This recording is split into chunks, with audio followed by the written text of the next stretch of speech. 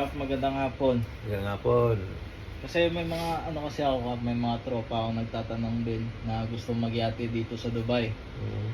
Tapos kaya nga ikaw na isip kong lapitan kasi mas matagal ka na dito, di ba? So, yung mga question nila nilista ko para at least malaman nila kung ano yung mga gagawin tsaka yung mga dapat gawin pag nandito ka na sa Dubai. So, the first question nila is paano daw mag-apply dito sa yate? Ang mag-apply dito sa yate is kailangan kumpleto ka sa requirements. May basic training ka. Okay. Yung tinatawag nila na BT, SULAS, TCW, ganun yun. Kasama pa rin yun. Tapos, dapat may seaman's book ka din. Pero dapat kailangan mo talagang kunin yan nung nasa Pinas ka pa or pwede din dito kunin sa sa Dubai. Kasi ang seaman's book is sa Pinas talaga yon. Kasi hindi pwede yun kukunin sa ibang bansa. Sa Pinas talagang ano natin kasi parang passport din yan eh. Ang BT naman is meron din dito. May makukuhanan ka dito, may training school din dito. So, ano yung mga advantage at disadvantage pag sa Pilipinas ka kumuha ng mga requirements tsaka dito sa Dubai? So, ang advantage sa Pilipinas is syempre mura sa Pilipinas, kaso yun nga yung travel or araw-araw din na training is the best pa rin pag sa Pinas ka kukuha, kasi dito ang mahal talaga dito. So, ito yung question pa din is, may age limit po ba pag nag-apply ka dito sa yate?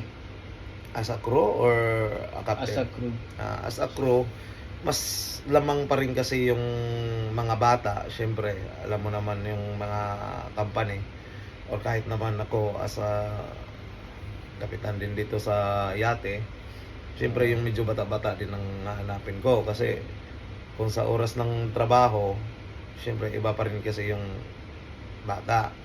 Pero kung anuhin mo rin naman ng bata, kung hindi mo rin naman mautusan ng maayos, so depende pa rin. Kasi sa age limit naman, hindi naman siya, kung as a private na bangka is hindi naman kailangan yun. Sa mga charter boat, yun yung mga karamihan talaga bata na. So, anong klase yung bata? Like, ang mga edad mag-start? Yung edad niya is mga kapag 35 pababa, yan, medyo pasok pa rin yan. Sa mga walang experience pero kung sa may mga experience na, kahit 40 naman, 42. Yung iba nga dyan, yung mga steward din, natatanggap din sila kahit 45 na, 40 plus, 50 pa nga minsan. Natatanggap pa rin sila. So, ito pa din Kap, yung question is, paano naman sa sa pangangatawan? Kasi yung iba may mataba, may payat, di ba? So, ano yung masasabi mo doon? Yung sa katawan naman, of course, lamang pa din talagang physically fit, yung maganda yung katawan. Siyempre, yun talagang kasi kapag wag naman masama yung iba dyan, yung mga matataba. Ang una kasing tingin agad sa mga kapitan is tamad. Kasi nga mataba nga, pero depende pa rin kasi may crew din naman ako dati, is Billy tsaka si Aaron. Masipag yun sila, kumain talaga.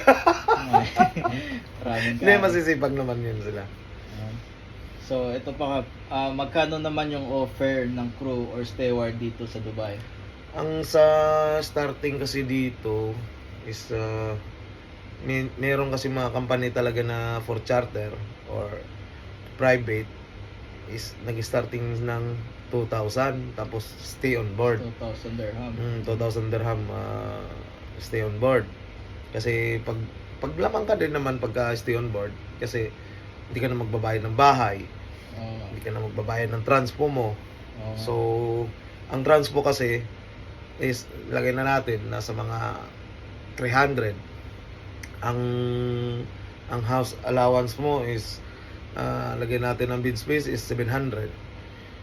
Tapos siyempre magkano na agad, 300 plus 700, So 1,000 na agad ma-save mo. Oo. So pagkain na lang ang bibilin mo.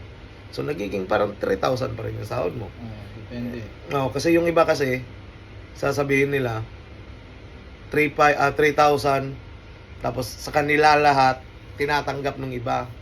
Akala din naman kasi nila na lamang na lamang sila kasi mas malaki yung 3,000 sa 2,000 nga. Pero kung tutuusin is pareho lang sila. Eto ka, kailangan po ba maganda or pogi pag nag-apply ka dito sa Yate? Kasi sabi nila, ay hindi ako pwede dyan, hindi ako pogi. Bakit? Ganyan ba? Hindi naman din ako pogi ah. Uso lang, joke. hindi po yun Pero siyempre sa mga for rent, karamihan din kasi yung medyo okay din naman ang kinukuha din nila. Kasi siyempre, kumbaga, if-front din kasi yun sa mga business business kasi ang charter. So, siyempre, good looking naman din hinahanap nila. Siyempre, para para presentable din naman. Pero sa hindi naman masyadong okay lang din naman yun. Wag kayong matakot dahil sa mukha or fighting spirit, fight lang. Apply lang. Tsaka ito pa ka, ilang taon naman daw yung contract dito pag nag-apply Ang ka? contract dito is meron diyang first 2 years karamihan. May unlimited kasi at saka limited. Pwede ang kasi is pwede ka nila i-renew lang. Tapos pero 2 years talaga ang contract mo. Pag in contract mo is i-renew na nila kung gusto pa nila, kung gusto ka pa nila. Meron kasi pero pag may provision din yan. Merong 3 months, merong 6 months provision. So kung di ka nila magustuhan, pwede ka nila tanggalin. Pero libre po ba yung ticket pag nagbakasyon ka? May mga company din na libre yan. Pero may mga company kasi na nakadepende pa din na may mga company nga every year pero hatiin nila. Yung one way ticket lang yung binibigay nila. Kapag gusto mong umuwi nang hindi pa tapos yung kontrata mo, so kahatiin nila yan. Sa'yo yung pauwi, pagbalik naman sa kanila. Or sa kanila yung pauwi, pagbalik sa'yo. Tapos pag after ng kontrata mo, bibigyan ka na naman uli. So 2 years iba. Pero sa amin naman is yearly. Libre lahat. Thank you. Paano naman Kap yung yung accommodation, di ba? Sa accommodation naman is yun nga, depende pa din sa company or amo. Kasi pag sa private minsan nagbibigay talaga yung accommodation. Pero yung iba wala talaga, all in na rin. So yun nga, swertihan pa din. Pero Kap, may makukuha ka din ba pag matapos mo yung kontrata mo dito sa Dubai? May makukuha ka, graduate ang sinasabi doon. Kung 2 years lang talaga yung kontrato mo tapos, may makukuha ka niyan. 14 days yata sa kasi meron yung doon yung unlimited at saka limited. Kasi hindi ko lang sure talaga yung unlimited yata is 14 days ang libre. Tapos yung limited is 21 days yata.